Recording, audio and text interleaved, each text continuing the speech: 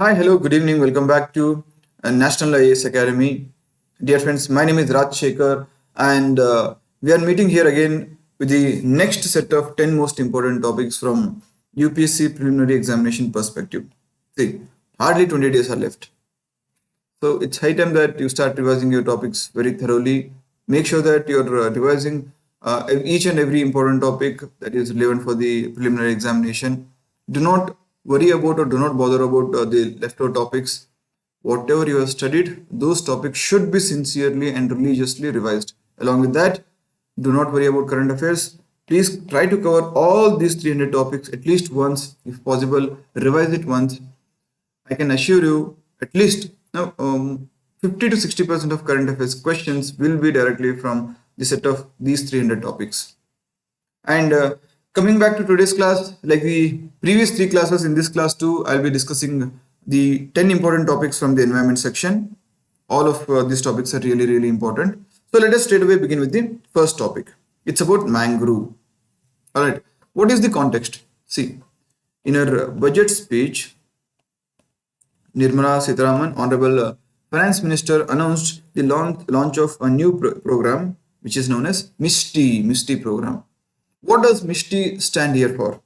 MISTI means Mangrove Initiative for Shoreline Habitats and Tangible Incomes. So the Finance Minister or the Government of India has launched this program to enable the people, the tribes, or those communities who are living along the coastlines to integrate their economy with the sustainable development, that is sustainable development of mangroves. So mangrove act as barriers by protecting these communities from the climate changes, as well as they provide a means of livelihood for these communities. As a result, the context is the Finance Minister has announced the launch of MISTI, that is Mangrove Initiative for Shoreline Habitats and Tangible Incomes. This program has been launched by the Government of India. So this is the context. Alright. So what then are mangroves? You might have studied in your environment class or classes. Mangroves are nothing but they are grown in tropical and some subtropical intertidal areas. Remember this point. They are grown in intertidal areas. They are actually basically a plant community. They can survive in salty environments. So if you ask me the unique features of mangroves, I would be quoting three keywords. One is they are grown in intertidal areas. They exist in intertidal areas. Second one is they are a plant community. Third one is most important one. They can survive in salty environments. They have got aerial roots.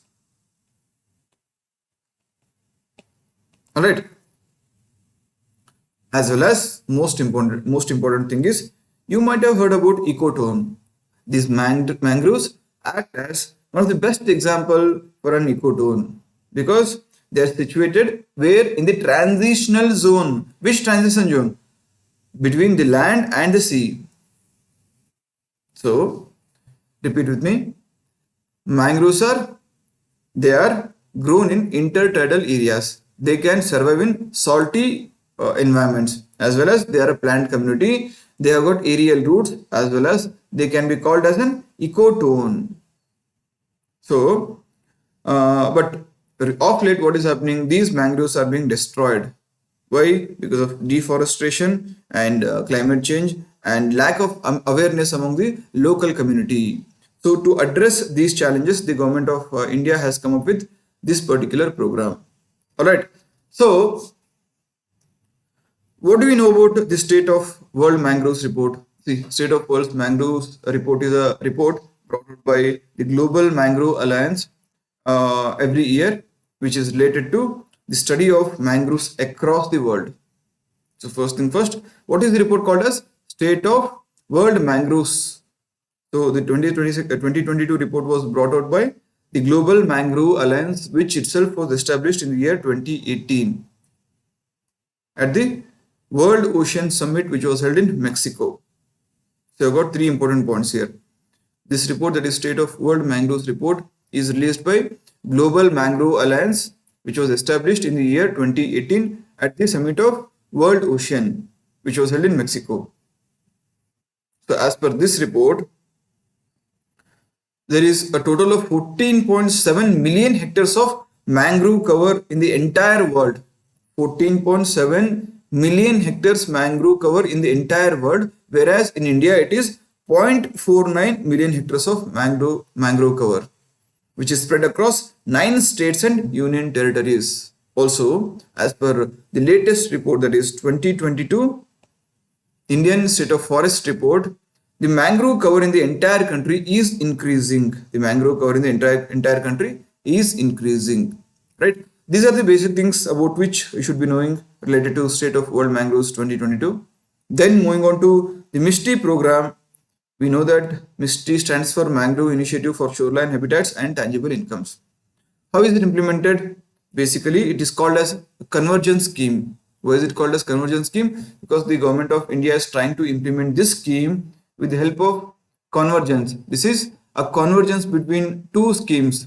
One is MG-NREGA, that is Mahatma Gandhi National Rural Employment Guarantee Scheme, in convergence with CAMPA, that is Compensatory Afforestation Fund and Planning Authority, CAMPA. So under this, the workers or work from MG-NREGA would be integrated or would be ensured in the welfare or sustainable development of mangrove cover. Alright, so this is about the implementation of MISTI program, and these are the major benefits of mangrove, and because of these reasons it becomes a responsibility to preserve or to protect these mangrove covers. Next we have something called as SCIAP project. Why was it in news? Because under a framework known as the Urban Sustainability Assessment Framework, it's a framework of UNIDO, that is United Nations Industrial Development Organization. This particular institution under this framework has given a 3-star rating to Jaipur, which is the state capital of Rajasthan, in terms of urban sustainability assessment framework and the overall sustainability. A 3-star rating has been given by UNIDO to the city of Jaipur, because this city was assessed completely under urban sustainability assessment framework by the UNIDO. So what then is USAF, that is Urban Sustainability Assessment Framework? It's a framework to assess the sustainable development of various cities across the world, launched under the Sustainable Cities Integrated Approach project. This project was launched by UN Habitat and the United Nations Industrial Development Organization. So let me make the things clear. Recently, Jaipur was given 3-star rating by UNIDO as per this framework, that is Urban Sustainability Assessment Framework. So why this assessment was done? This assessment was a part of another project, which was a pilot project called as the Sustainable Cities Integrated Approach Pilot Project. So under this, overall the sustainability or various schemes or yojanas or policies of a city would be assessed with respect to the sustainability, and then they would be given star rating. This particular pilot project is being implemented by the UN Habitat and the United Nations Industrial Development Organization. Alright. So after the assessment, the UNIDO noted a few challenges with respect to the city of Jaipur. That was, it has got a weak accessibility to a public transport system with fewer buses and inadequate route marking. Also, there are extreme summertime drought as well as urban flooding.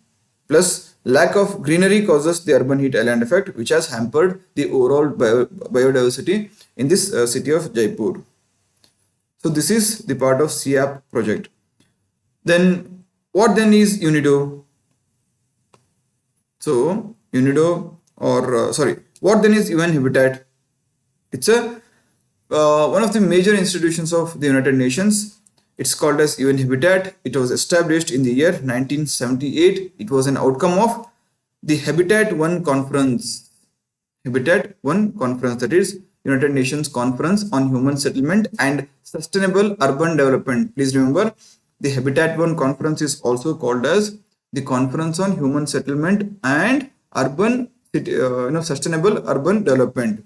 So that conference was in short called as the Habitat 1. It was held in Vancouver in Canada, and the headquarters of UN Habitat is located at Nairobi, which is located in the country Kenya.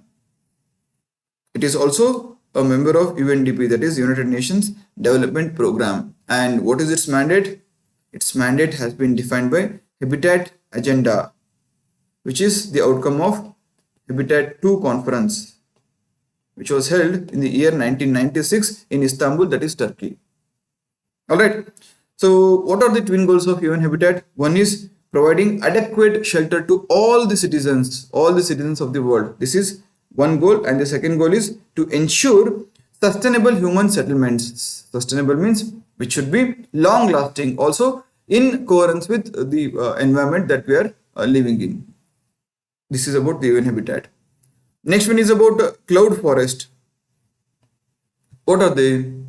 These are basically montane forests, which means those forests which are present above 3,000 to 10,000 feet sea level, which means they are basically located on the mountains, on the rooftop mountains. So as a result, they are highly scarce in nature, and it becomes really difficult to access these resources. Such mountain forests are called as the cloud forests.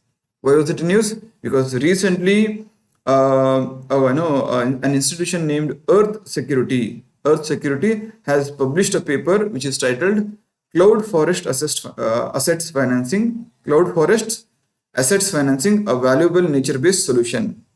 All right.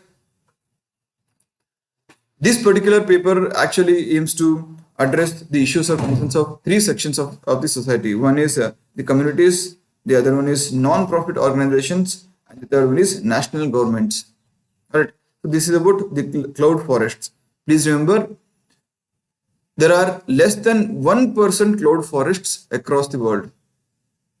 If you calculate of the total forest cover, less than 1% forests constitute the cloud forests, right?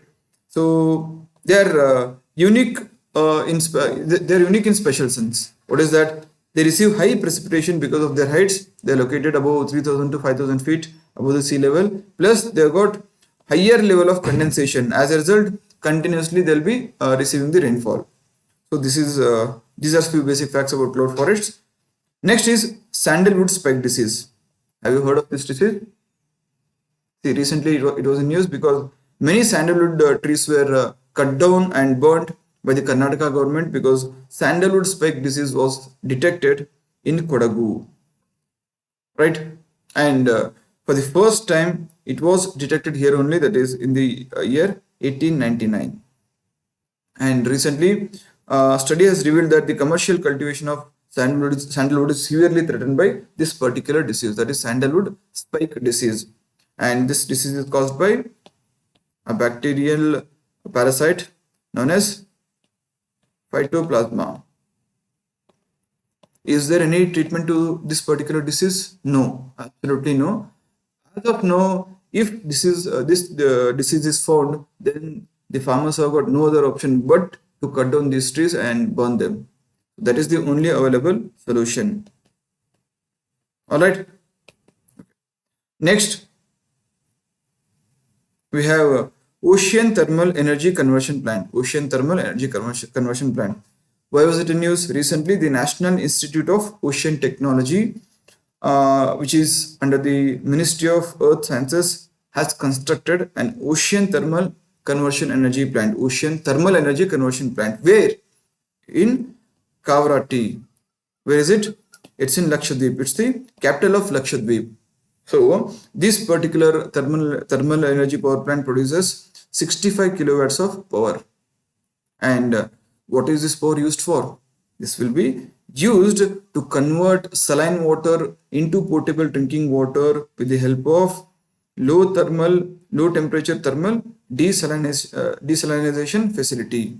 Here, through this facility, utilizing energy from this particular conversion plant, saline water would be converted into the potable drinkable water, and it will have the capacity of producing at least 1 lakh liters of drinkable water per day. This is absolutely revolutionary. All right. So the plant will be producing drinking water from seawater using local technology, and since this energy, or this plant is using energy from the ocean thermal energy conversion plant, it becomes a renewable energy and is also ecologically a friendly source of energy, right? So this makes it first of its type in the world. Please remember, this is first of its type in the whole world, in the entire world. So since it is significant so much, I believe one potential question at least can be framed with respect to this particular topic, not with respect to this title, but with respect to this particular topic. At least one question you can expect in your prelims, right? How does it work? This is the overall structure of plant. It will consist of ammonia, which will work as working fluid. In some cases, ocean water itself works as the working or common fluid. It will be pumped through a plant or a part where warm seawater makes it evaporate, or it will help ammonia evaporate and produce and convert it into steam, and with the help of this steam the turbine runs, and this energy can be utilized by the plant. Which plant? Thermal desalinization facility. Once the energy is generated, this steam is converted back into the liquid form with the help of a condenser. All right, there are two important parts. One is evaporator and the other one is condenser. In the evaporator section, because of the temperature received from warm sea water, which is about 25 degrees Celsius, ammonia is converted into steam form, and utilizing this steam the turbine is run, and after the energy is produced, once again the ammonia is converted back into the working fluid through the condenser. All right, so this is very innovative idea and has got great potential, because worldwide we have got 70% of area covered by oceans and seas. Also, nearly 7,500 kilometers of India's coastline is covered with oceans or seas. So this becomes revolutionary if implemented in letter and spirit. All right. Next, recently, world's first CNG terminal, that is compressed natural gas terminal, was inaugurated at Bhavnagar, which is in the state of Gujarat. So this was inaugurated by Prime Minister Narendra Modi. This total investment for this project would be 4,000 crore rupees. All right. So why is so much? Why is CNG so much significant? That is compressed natural gas is so much significant because when it is compressed under 200 to 250 kilograms per centimeter square of pressure, it will occupy less than 1% of the total volume occupied by the natural gas at atmospheric temperatures. Atmospheric temperature. So that's the reason. Since the volume is reduced to less than 1%, it becomes significant. It becomes easier to transport this thing. And apart from that, basically natural gas is a kind of clean energy. So it does not release any harmful substances or gases into the atmosphere. So as a result, this becomes really significant. Right. Next, global offshore wind alliance was in news because at the recently concluded COP27 Conference of Parties 27, to which UNFCCC, that is United Nations Framework Convention on Climate Change, COP27 to UNFCCC was recently concluded at where? In Egypt. So here 9 more countries have joined this particular alliance, that is Global Offshore Wind Alliance. Which are those 9 countries? Belgium, Colombia, Germany, Ireland, Japan, Netherlands, Norway, the UK, and the US are the 9 new nations. Alright, so this particular alliance was launched in the year 2005 by whom? By International Renewable Energy Agency. It was founded by it was actually co-founded by the International Renewable Energy Agency in association with the Global Wind Energy Council, which is located in Denmark. So both these organizations together founded in the year 2005 this particular alliance. All right. So if you look at the wind energy capacity of India as of 2021 produced 39.2 gigawatts of wind energy per year. So it has plans to cross 50 gigawatts per year, 50 gigawatts per year by the year 2050. All right. Next is about National Mission on Natural Farming. It was recently launched by the government of India. Why? To encourage chemical-free and climate smart agriculture, the government of India has developed this particular mission, or has launched this particular program. So it's nothing but a continuation of Bharatiya Prakritika Krishi Paddhati, which in itself is a continuation of National Mission on Natural Farming. All right. In order to spread natural farming throughout the nation, the Bharatiya Prakritika Krishi Paddhati was scaled up to create National Mission on Natural Farming. So the precursor to NMNF is BPKP, that is Bharatiya Prakritika Krishi Paddhati. In line with this, the government of India has now scaled up, or has been supporting farmers under this particular initiative, that is National Mission on Natural Farming. The overall target is to cover 7.5 lakh hectares of land under this particular mission, that is natural farming. So what is a natural farming then?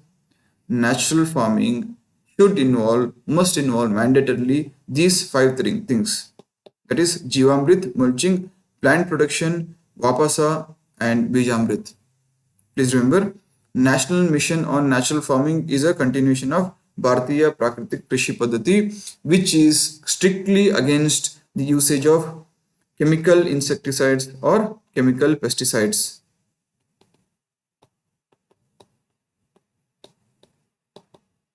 All right. So on this particular mission, the government of India has proposed to develop 7.5 lakh hectares of land. All right. So each farmer would be given, would be supported with 15,000 rupees per hectare for the implementation of this particular program. Right. Next, we have an article on direct seeded rice. As the name itself suggests, these are those rice saplings which are first grown on different land, and then the plant itself, or the tree sapling will be directly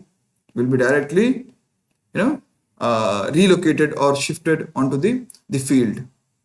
So what are the benefits of this? First of all, it increases efficiency of the yield, and the yield number would also increase parallelly. So this will be directly beneficial for the farmers, because wastage would be near to zero, and efficiency would be increasing, and the yield would be definitely increasing. So as a result, it has received a renewed push from the government of India. So this year, the government is encouraging DSR during the Kharif season to save nearly 10 to 15% of irrigation water compared to rice that was transplanted into puddles. All right. So by promoting DSR, that is direct seeded rice, farms will avoid a manpower shortage, as well as groundwater conservation will receive a renewed push. With the help of this technique, nearly 10 to 15% of groundwater would be saved. So this is what researchers claim. Next is about the Environmental Performance Index. It is released by the World Economic Forum in partnership with the Yale Center for the Environmental Law and Policy, in association with Columbia University Center for International Earth Science Information Network. So it's a biennial report. It has got around 40 indicators based on which countries would be ranked. All right. So it basically assesses a nation's environmental sustainability and health. Unfortunately, in the year 2022, this particular report has ranked India at the 180th position. The ranks of India's neighbors include Afghanistan 81, Sri Lanka 132, China 160, Nepal 162, Pakistan 176, Bangladesh 177. India will be at 180. The top 5 performers include Denmark, UK, Finland, Malta and Sweden. These are the top 5 countries. Alright. So that was it for today. I hope today's class has been helpful.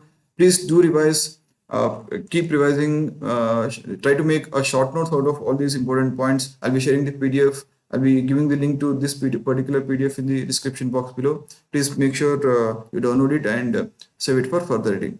Thank you so much for joining. See you in the next class. Take care. Bye bye.